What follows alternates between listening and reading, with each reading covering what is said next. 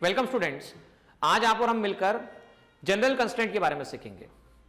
देखिए, general constraint का meaning क्या होता है? तो कंस्ट्रेंट का बेसिक मीनिंग होता है कि एक किसी मतलब कोई भी दो ऑब्जेक्ट हो, दो से ज्यादा ऑब्जेक्ट हो, तो एक ऑब्जेक्ट का मोशन और दूसरे ऑब्जेक्ट का मोशन किसी एक रिलेशन से आपस में एसोसिएट हो तो उसे कंस्ट्रेंट कहा जा सकता है।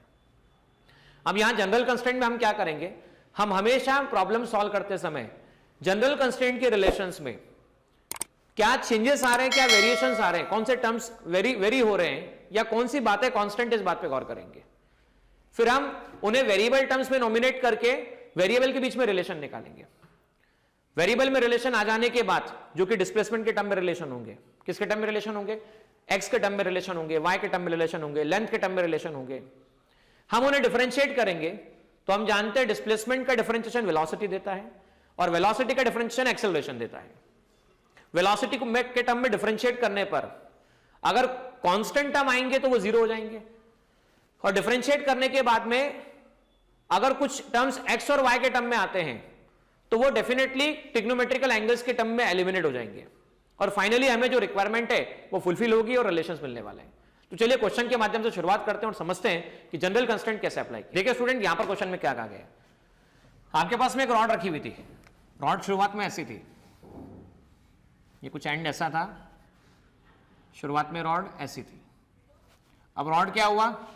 चलना शुरू हुई, गिरना शुरू हुई, तो रॉड गिरकर ऐसी गई, फिर रॉड गिरकर ऐसी गई, रॉड गिरकर ऐसी गई। सर्टेन सिचुएशन पर जब रॉड ऐसी चलती हुई नीचे आ रही है, रॉड की लेंथ L है, तो आपको बताना कि जब ये हॉरिजॉन्टल के साथ में थीटा एंगल बना रही हो, अगर A की वेलोसिटी U है तो बताना है B की वेलोसिटी कितनी होगी। अब देखो यहां पर क्या क्या चेंजेस आ रहे हैं भाई। अगर 10 सेंटीमीटर की रॉड है, थोड़ा सा नीचे भी सरकी तो 10 सेंटीमीटर रहेगी, और नीचे सरकी तो भी 10 रहेगी, और नीचे गिर भी गई तो 10 सेंटीमीटर रहेगी। तो लेंथ ऑफ रॉड चेंज नहीं हो रहा है। लेकिन देखो पहले यहां पर y ज्यादा था, x छोटा था, नीचे आया ये y एक्सेस कम हुआ, x बढ़ा, और नीचे आया ये और कम हो गया और ये x और बढ़ गया। तो जनरल कंस्टेंट का यही मीनिंग है, क्या कांस्टेंट है और क्या बढ़ रहा है ये चेक करो। तो कांस्टेंट लेंथ है और y और x बदल रहा है। तो किसी सर्टेन एंगल थीटा पर जब L, Y और X को देखा जाए तो यहां पर बनने वाला एंगल राइट एंगल 90 डिग्री है। तो आप यहां पर राइट एंगल की मदद से L² equal to x² plus y² लिख सकते हैं, पाइथागोरस थ्योरम लगा सकते हैं। अब हमें क्या करना है? रिलेशन बन गया, डिफरेंशिएट करना है। डिफरेंशिएट करने से क्या फर्क पड़ेगा? तो जो कांस्टेंट टर्म होंगे वो एलिमिनेट हो जाएंगे। तो rate of change of displacement is called, rate of change of displacement is called velocity. ये L कांस्टेंट है, कांस्टेंट का differentiation 0, twice x v x, या ऐसे ऐसा लिख सकते हैं 2x dx by dt, 2y dy by dt।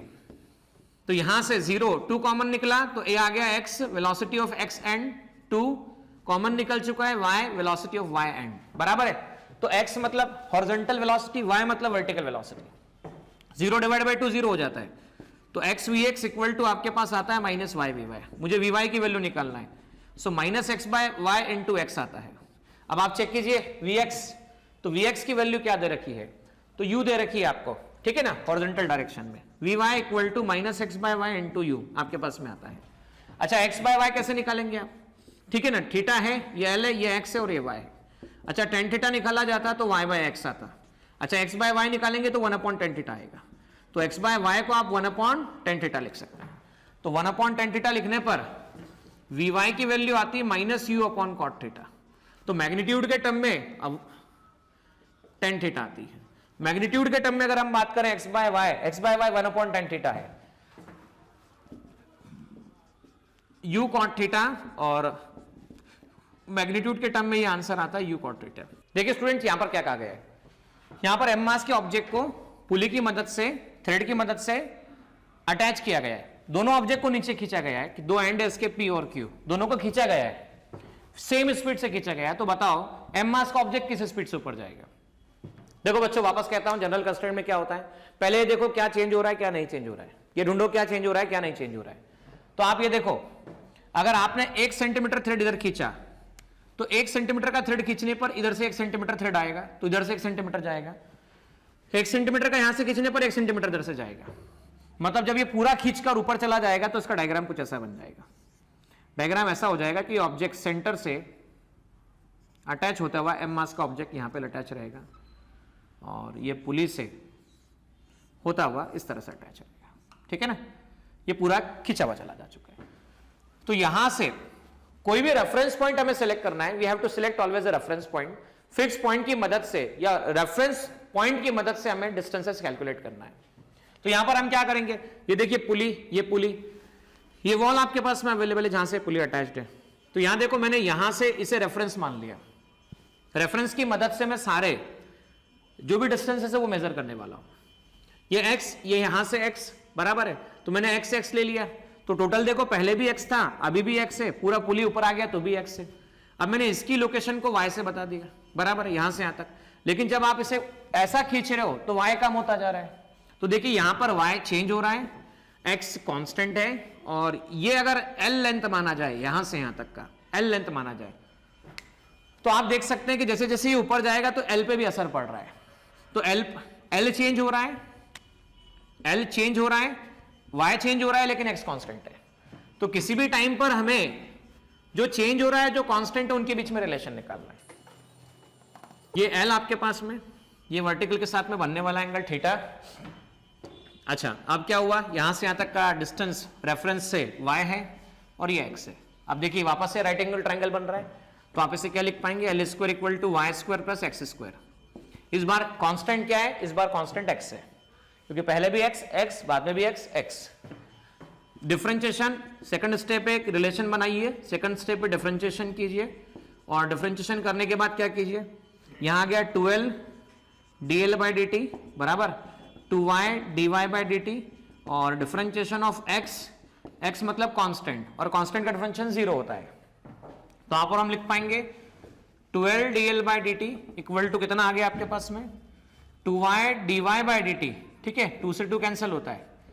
Velocity यहां से यहां तक की इस थ्रेड की of l thread, y velocity, y मतलब हम ये कह सकते हैं ये y किससे एसोसिएटेड है भाई, जब आप इसे खींचेंगे तो ब्लॉक का y चेंज हो रहा है, तो वेलोसिटी ऑफ ब्लॉक में लिख सकता हूं। तो आप ये भी लिख पाएंगे l by y equal to VL, that is equal to velocity of block, ठीक है।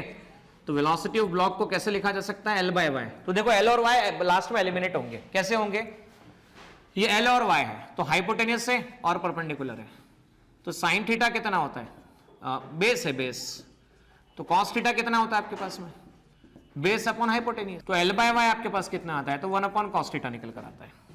तो l बाय y को लिखते हैं आप 1 अपॉन कॉस थीटा इंटू आपके पास VL लिखते हैं, बराबर है। अब समझना भाई, 1 सेंटीमीटर आपने थ्रेड खींचा तो 1 सेंटीमीटर आएगा कहां से, तो बोले सर 1 सेंटीमीटर यहां से आएगा, तो यहां से कहां से आएगा, तो 1 सेंटीमीटर यहां से आएगा, बराबर है। तो 1 सेंटीमीटर आपने थ्रेड खींचा तो 1 सेंटीमीटर आएगा कहां से, तो 1 सेंटीमीटर नीचे चलेगा तो 1 सेंटीमीटर यहां से आएगा। तो इसका मीनिंग क्या निकला भाई, इसका एक ही मीनिंग निकला कि जब जो थ्रेड, देखो डिस्प्लेसमेंट पर यूनिट टाइम, तो 1 सेंटीमीटर अगर 1 सेकंड में खींचा तो ये आ गई वेलोसिटी, और यही u दे रखा है। तो जितना इफेक्ट इस पे पड़ रहा है उतना इफेक्ट इस पे पड़ रहा है, तो जो इसकी वेलोसिटी होगी वही इस थ्रेड की वेलोसिटी होगी। तो वेलोसिटी इसकी u है तो इसकी भी u होगी आपके पास में, तो हम इसे u लिख देते हैं, दैट इज u अपॉन आपके पास में cos थीटा निकल कर आता है। सो वेलोसिटी ऑफ ब्लॉक जिस स्पीड से ऊपर आएगा that will become u upon cos theta. देखो स्टूडेंट, इस क्वेश्चन में क्या कहा गया, m1 मास का एक ब्लॉक है या बॉल है, इसको खींचा जा रहा है, सर्टेन एंगल जब थीटा बन रहा है, m2 ब्लॉक इससे अटैच है थ्रेड से, तो आपको बताना है कि जब इसको v1 वेलोसिटी से खींचा जाएगा तो v1 और v2 में क्या रिलेशन होगा, ये आपको बताना है। देखो जनरल कंस्ट्रेंट बनाते समय मैंने आपसे कहा है पहले चेक करो क्या कांस्टेंट है और क्या चेंज हो रहा है, ठीक है। फिर आप और हम ये बात जानते हैं कि यहां से लेकर पूरे थ्रेड के बीच का ये जो लेंथ है ये तो चेंज नहीं हो रहा है, तो ये आगे भी बढ़ गया और ये ऊपर भी आ गया, तो ये लेंथ चेंज नहीं होने वाला। तो कांस्टेंट क्या है, लेंथ चेंज नहीं हो रहा है। दूसरा, हमें एक फिक्स पॉइंट सेलेक्ट करना होता है, रेफरेंस पॉइंट, जिसके रिस्पेक्ट में हम सारे डिस्टेंस मेजर कर रहे होते हैं। अब देखो इस केस में पुली और इसके बीच का कोई डिस्टेंस चेंज नहीं हो रहा है, तो अगर मैं पुली के सेंटर को रेफरेंस पॉइंट मान लेता हूं तो मेरे लिए काम आसान हो जाएगा। काम आसान होने के पीछे का कारण सुनिएगा ध्यान से। बात ऐसी है कि इसके रिस्पेक्ट में देखो क्या क्या हो रहा है,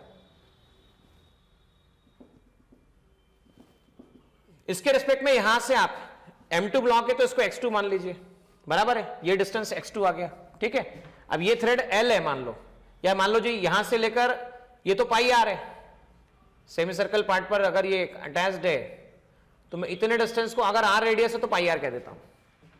अब यहां से लेकर यहां तक लेंथ जो थ्रेड है इसे कैसे माना जाए, तो देखो यहां से यहां तक का मैं हाइट कह देता हूं h बराबर, और हाइट h कहने के बाद में मैं कह देता हूं कि ये x2 मान लेते हैं, ये m1 है ना तो इसे x1 मान लेते हैं।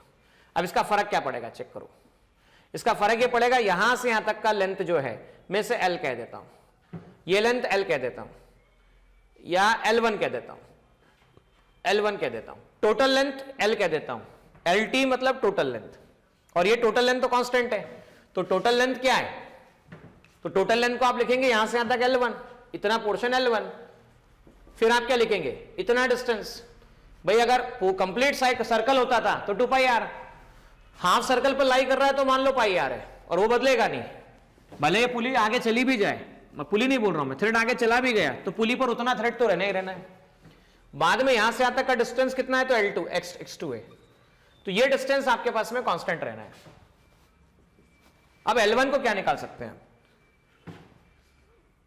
देखो L1 को निकालने का आसान तरीका, ये आपके पास में मान लीजिए x1 है और ये मान लीजिए हाइट h है, ये थीटा है, तो ये एंगल आपके पास में थीटा होने वाला है अल्टरनेट एंगल के हिसाब से थीटा, ये आपके पास में L1 है, तो राइट एंगल ट्राइंगल 90 डिग्री, तो आप क्या कर सकते हैं, आप लिख सकते हैं L1 square equal to x1 square plus h square, तो L1 can be written under root x1 square plus h square, इसे ऐसा लिखा जा सकता है। ठीक है स्टूडेंट्स, अब आप इस वैल्यू को उठा के यहाँ पे पुटअप कीजिए, तो LT कितना मिल जाता है, तो LT मिल जाता है L1 मतलब कितना under root x1 square plus h square plus pi r, वो तो कांस्टेंट है, अब x2 ये आपके पास में आ जाता है। अब ये टोटल लेंथ कांस्टेंट है, तो कांस्टेंट रिलेशन निकालने के बाद में हमें उसे डिफरेंशिएट करना है, वी हैव टू डिफरेंशिएट, तो rate of change of displacement is called velocity, और अगर ये कांस्टेंट टर्म है, suppose it is constant term, तो टोटल लेंथ कांस्टेंट टर्म है तो ये 0 हो जाएगा, और यही रहेगा डिफरेंशिएशन अंडर रूट कितना, तो x square plus h square plus differentiation कितना पाई इंटू r, और पाई आर भी क्या है कांस्टेंट है, तो डिफरेंशिएशन कितना आपके पास में x2। ठीक है, तो ये टर्म 0 हो गया क्योंकि कांस्टेंट का डिफरेंशिएशन 0 होता है। अब इसका डिफरेंशिएशन कैसे निकाला जाएगा, तो देखिए differentiation x square plus h square, जिसे मैं x ना कहते हुए x1 कह रहा हूं, I am taking x1 square की पावर 1/2, पाई आर का डिफरेंशिएशन 0 और x2 का differentiation rate of change of displacement is called velocity, से v2 लिखा जा सकता है, we can write it is v2। अब ये लिखा, लिखने के बाद देखिए ध्यान से, यहां पर हम इसे ट्रायंगल बना के बता देते हैं,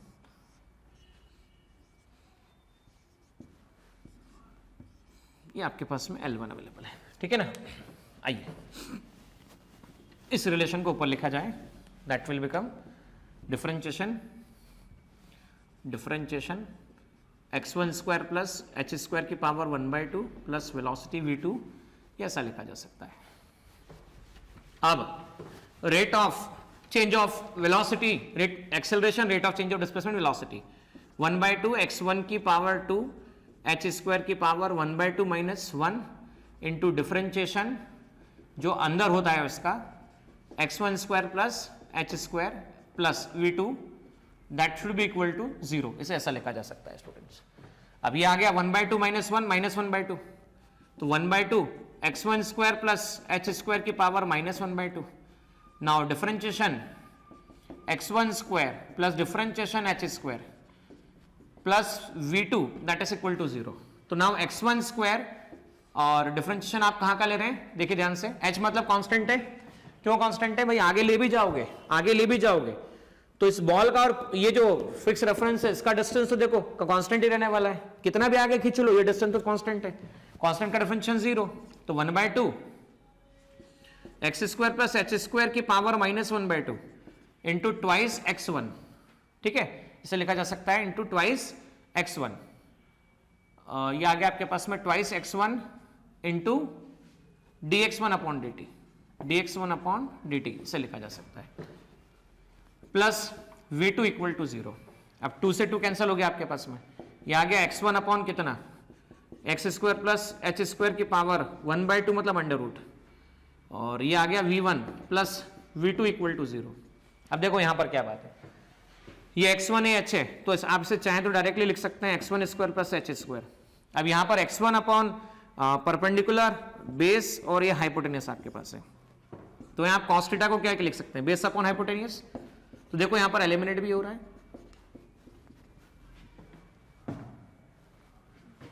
ये आ गया v1 cos theta plus v2 that is equal to 0।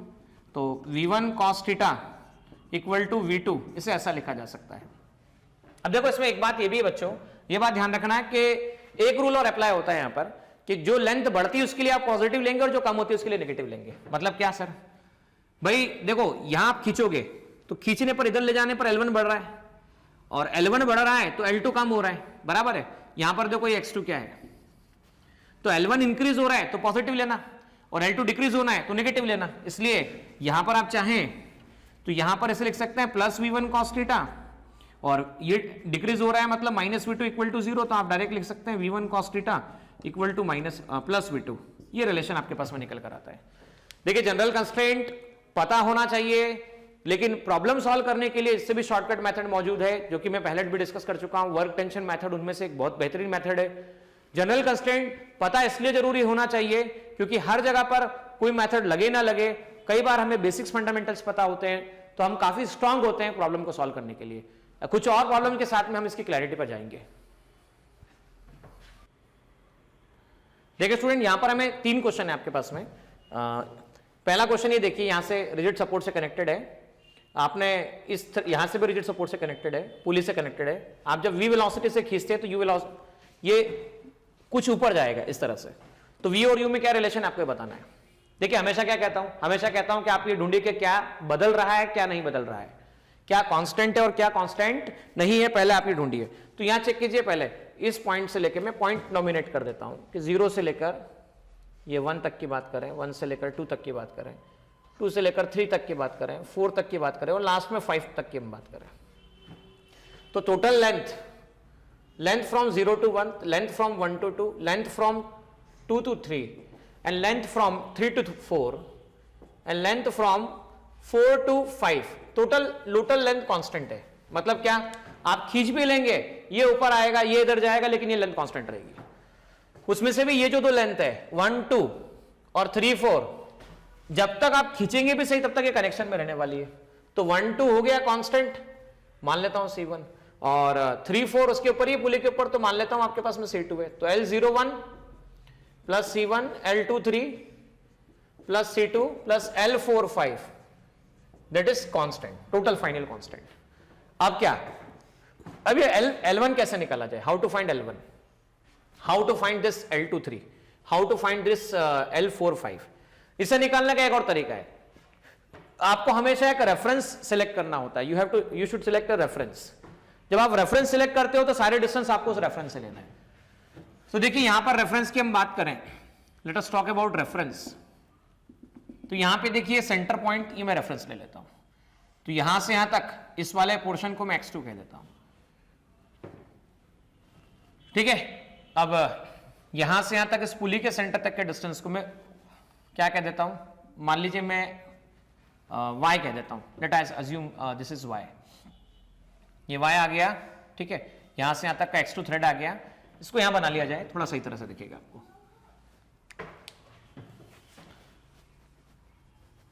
ये देखिए, ठीक है, ये हमने, ठीक, यहां से यहां तक हमने कह दिया x2 है, लेट दिस इज y, और y के बाद में हम ये कहते हैं यहां से यहां तक का डिस्टेंस ऐसा मान लीजिए ये x2, ठीक है, ये लेंथ, ये x मान लेता हूं, x1 मान लेता हूं, और सिमेट्री के कारण आप देख सकते हैं ये x1 है तो ये भी आपके पास में x1 है। तो क्या चेंज हो रहा है और क्या चेंज नहीं हो रहा है, इस बात को आप जरूर देखिएगा। यहां से यहां तक y है, यहां से यहां तक x1 है, यहां से यहां तक y है, यहां से यहां तक x1 है। तो अगर आप इस थ्रेड को निकालने गए, देखो यहां से यहां तक का ये रहा 0 से 1, तो मैं L01 लिख देता हूं, this is x1 and this is y। तो basically L01 can be written L01 equal to under root x1 square plus y, इसे ऐसा लिखा जा सकता है, y स्क्वायर। और वैसे ही आप यहां से पे भी लिख सकते हैं, देखिए क्या लिख सकते हैं, यहां से यहां तक x1, फिर से ये y आपके पास में, ये एंगल थीटा था, ये थीटा है तो ये भी थीटा है आपके पास में, यहाँ 2 से लेकर 3 थ्रेड के लिए, तो L23 भी क्या लिखा जा सकता है, L23 can be also written x square plus x1 square plus y square, और 4 5 क्या लिखा जा चुका है, ये रहा 5th पॉइंट, x2 डिस्टेंस लिखा जा चुका है। तो L01 क्या लिख दिया गया, L01 plus C1 plus L23 plus C2 L45 equal to C, ये कॉन्स्टेंट है। अब आप L01 की वैल्यू रख दीजिए, ये आ गया x1 square plus y square plus C1 constant है, L23 की वैल्यू रख दीजिए, वापस से वही आ गया x1 square plus y square, ये आपके पास में है y2 मतलब x2 लिख देता हूं इक्वल टू कांस्टेंट। अच्छा, आप सबका क्या करना है, summation x1 square y square plus c1 plus c2 plus x2 equal to c। Relation निकाल लिया, रिलेशन निकालने के बाद आपको डिफरेंशिएट करना है, डिफरेंशिएट करोगे तो rate of change of displacement is called velocity, तो ये आ गया x1 square plus y square, differentiation of constant c1, differentiation of constant c2, differentiation of x2 and differentiation of आपके पास में c अवेलेबल है।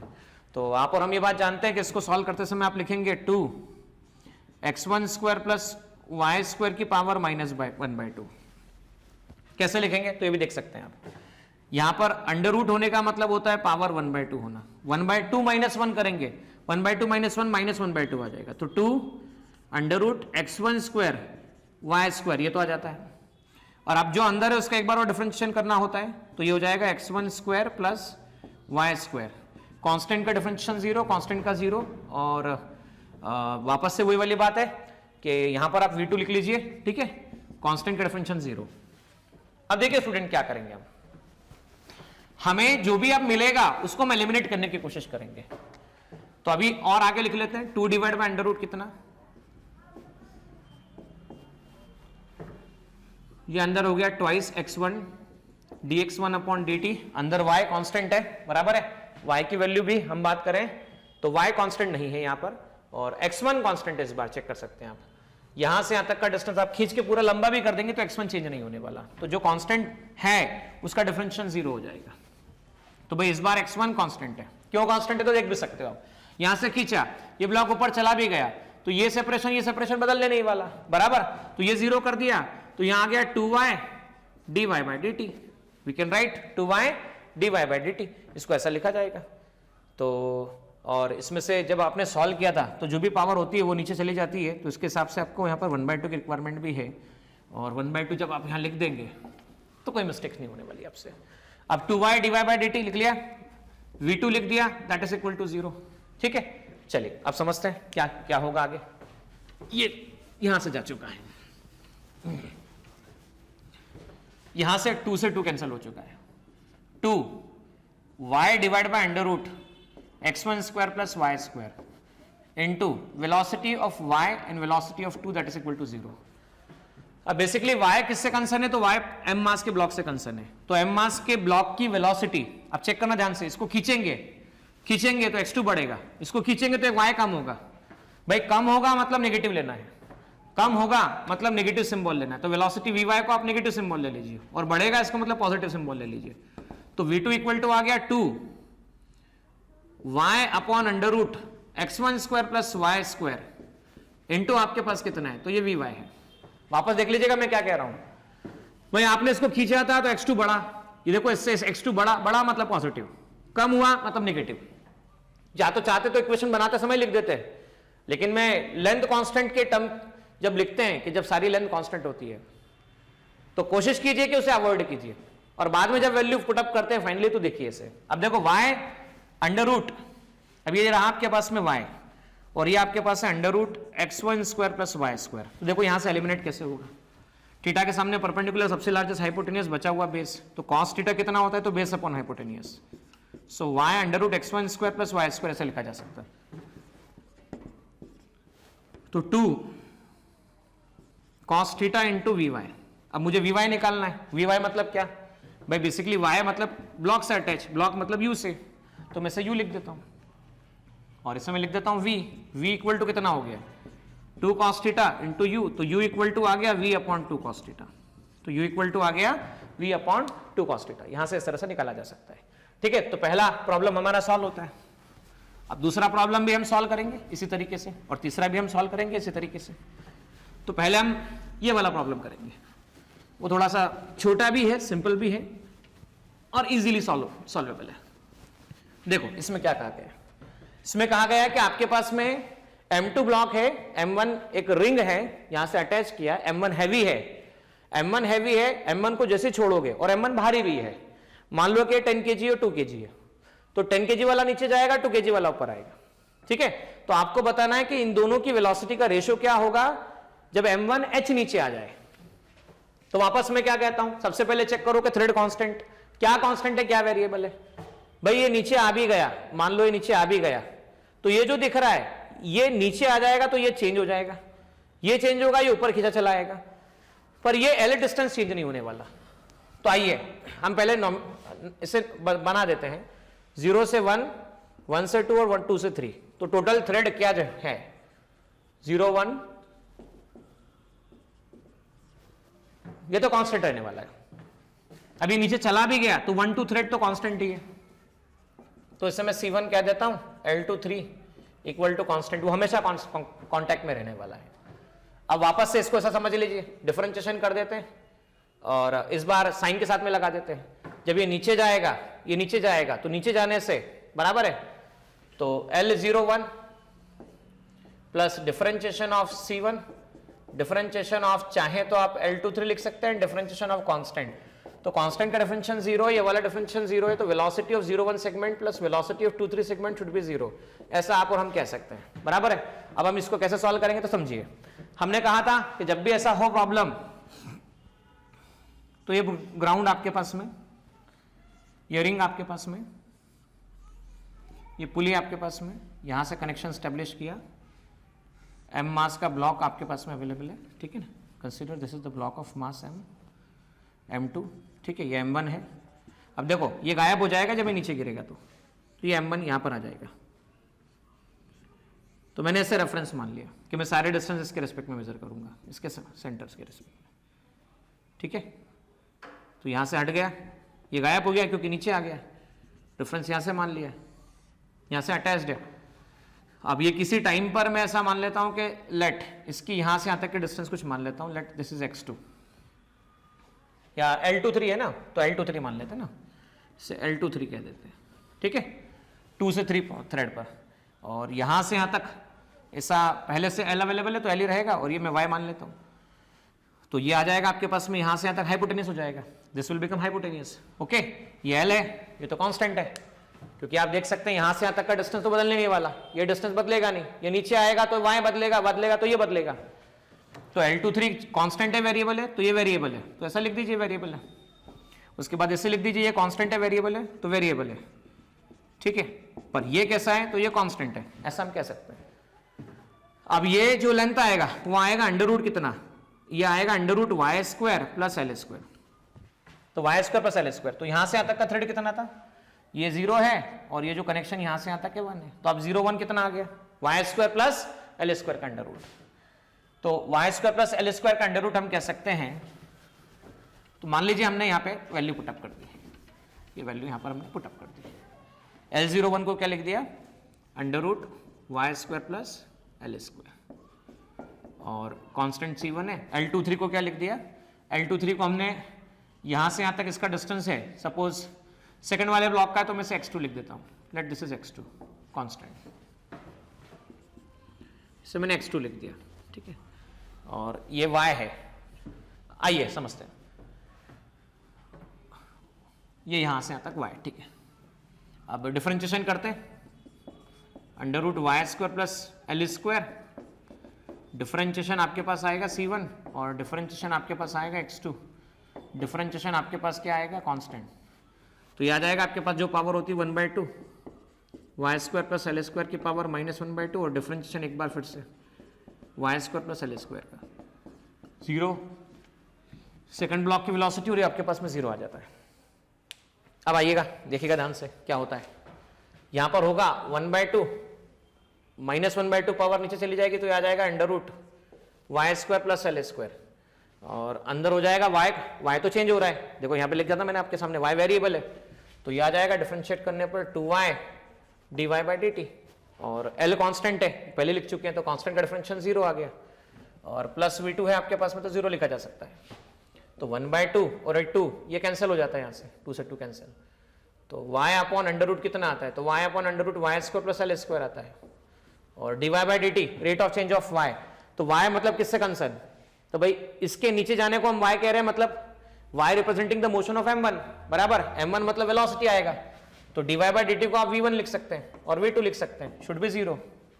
अब मैं लास्ट में क्या कहता हूं कि अगर ये l है, ये under root y square plus l square है, ये y और मैं इसे थीटा मान लेता हूं, suppose I am assume this is theta, अगर यहां से थीटा माना गया है तो हम क्या कह सकते हैं भाई y अपॉन y मतलब base upon hypotenuse, base upon hypotenuse कहलाता है cos theta into v1 plus v2 should be 0। वापस समझना भाई, ये जब ये नीचे चला बराबर है, तो ये बढ़ा और ये कम हुआ, मतलब v2 नेगेटिव और v1 पॉजिटिव, तो cos थीटा लास्ट में सिंबल लिख रहा हूं, v1 positive v2 negative should be 0, तो v2 equal to v1 cos theta, इस तरह से रिलेशन निकाला जा सकता है। तो ये रिलेशन जनरल कांस्टेंट से निकल कर आया, ठीक है। अब सेम क्या करेंगे हम थर्ड वाले केस के लिए करेंगे, तो थर्ड वाला केस आपको सॉल्व करना है और सॉल्व करके वापस से उसमें वही सब कंसेप्ट्स लगाने हैं। कंसेप्ट्स क्या लगने वाले हैं तो देख लो एक बार भाई, यहां से यहां तो दोनों पुली को रेफरेंस ले लो, ठीक है। अब मैं क्या कर लेता हूं, मैं ये कह देता हूं कि suppose this is x, y कह देता हूं, सपोज दिस इज y कह देता हूं, दिस इज कह देता हूं x and this is x, ऐसा कह देता हूं। ये आपके पास में पुली की पोजीशन लोकेशन ये y है, मान लो ये थ्रेड की लोकेशन y है, यहां से यहां तक जहां से आप खींच रहे हैं y है, थ्रेड को जहां से खींच रहे हैं वो y है, ठीक है, यहां से यहां तक, और ये जो पुली का यहां से डिस्टेंस है वो h है, ऐसा समझ के चलते हैं। तो आपके पास में हो क्या जाने वाला है, ये x है, ये h है, ये थीटा है, तो ये अंडर रूट कितना आ जाएगा x square plus h square आ जाने वाला है। अब देखो यहां से यहां तक का थ्रेड कितना है y, ये कितना है तो पाई r है, तो y प्लस पाई r देखते जाना, यहां से यहां तक की लेंथ मतलब हाइपोटेनियस, हाइपोटेनियस मतलब ये वाला पोर्शन, तो ये x ये h, तो under root x square plus h square, तो ये हो गया under root h square plus x square. अब ये वाला भी कितना होगा, ये under root h square plus x square, तो ये भी under root h square plus x square होगा, तो under root h square plus x square. यहां से यहां तक वापस थ्रेड कितना है तो पाई आर, और यहां से यहां तक कितना है तो y, इन सबका सम क्या आना चाहिए तो कांस्टेंट आना चाहिए। अब कांस्टेंट सम आना चाहिए, अब rate of change of displacement, पहला रिलेशन लिख दिया, अब डिफरेंशिएट करेंगे, फिर डिफरेंशिएट करेंगे y, डिफरेंशिएट करेंगे पाई आर, यहां पर 2 डिफरेंशिएट करेंगे तो under root h square plus x square, differentiation वापस से करेंगे तो पाई आर, और डिफरेंशिएशन करेंगे तो आप y, और डिफरेंशिएशन करेंगे तो कांस्टेंट, तो कांस्टेंट का डिफरेंशियल तो 0 हो जाएगा। तो वी वाई, y मतलब क्या, तो y मतलब इस थ्रेड की वेलोसिटी, तो वी वाई को हम लिख देते हैं rate of change of velocity of y, ये 0 twice 1/2 H square plus x square की power -1/2, differentiation H square plus x square, एक बार फिर से पाई आर का 0, फिर वापस से वी वाई, फिर ये 0, तो वी वाई कितना आ गया, तो आपके पास में 2 से 2 कैंसिल हो गया, वी वाई 2v आ गया, और प्लस ये हो जाता है H square plus x square -1/2, तो आप इसे 1/√, कितना लिख सकते हैं H square plus x square लिख सकते हैं। अब चेक करो क्या क्या बदल रहा है क्या नहीं बदल रहा है, तो भाई खींच कितना भी दो एक्स तो बदलने नहीं वाला, ये तो दोनों पुली के बीच का डिस्टेंस कांस्टेंट है, तो कांस्टेंट का डिफरेंशियल 0, तो यहां पर 2h dh बाई dt बदल रहा है, h मतलब h किससे कंसर्न है, h किसका डिस्टेंस है, तो पुली से ब्लॉक का डिस्टेंस है, पुली से ब्लॉक का डिस्टेंस है। भाई पुली से अगर ब्लॉक का डिस्टेंस है, पुली से अगर ब्लॉक का डिस्टेंस है, तो भाई इसको खींचने से ब्लॉक पर असर पड़ रहा है, इसको खींचने से ब्लॉक पर असर पड़ रहा है, तो dh बाई dt हो जाएगा, और x के लिए तो 0 आ जाएगा, दैट इज ये आ जाता है आपके पास, that should be equal to 0। तो आप इसे क्या लिख पाएंगे, 2 हर जगह से निकल गया, तो v y plus h upon under root h square plus x square into v velocity of h, that is 0, ये 0 होना चाहिए। अब देखो ध्यान से, ब्लॉक जैसे आप इसे खींचोगे तो y बढ़ेगा, खींचने पे y बढ़ा और h कम हुआ, y बढ़ा और h कम हुआ, जो कम हुआ इसके लिए नेगेटिव लगा दीजिए और जो बढ़ा उसके लिए पॉजिटिव लगा दीजिए, तो आप सीधा सीधा लिख पाएंगे, यहां पर क्या लिख पाएंगे चेक कर लीजिए वो भी, आप लिख पाएंगे v y that is equal to h upon under root h square plus cos square v h. हमें निकालना क्या है, हमें ये निकालना है वी एच मतलब एच किसकी हाइट है, तो पुली की हाइट है, मतलब ब्लॉक से अटैच्ड है, तो ब्लॉक की वेलोसिटी है, तो मैं इसे लिख देता हूं u h upon cos h upon under root h square plus x square, तो हाइपोटेनियस और बेस, तो कॉस थीटा क्या लिख पाएंगे, बेस अपॉन हाइपोटेनियस, तो इससे लिख पाएंगे आप cos theta equal to V दे रखा है, तो u इक्वल टू आ जाता है आपके पास में वी कॉस थीटा। ठीक है, तो u इक्वल टू आता है वी कॉस थीटा।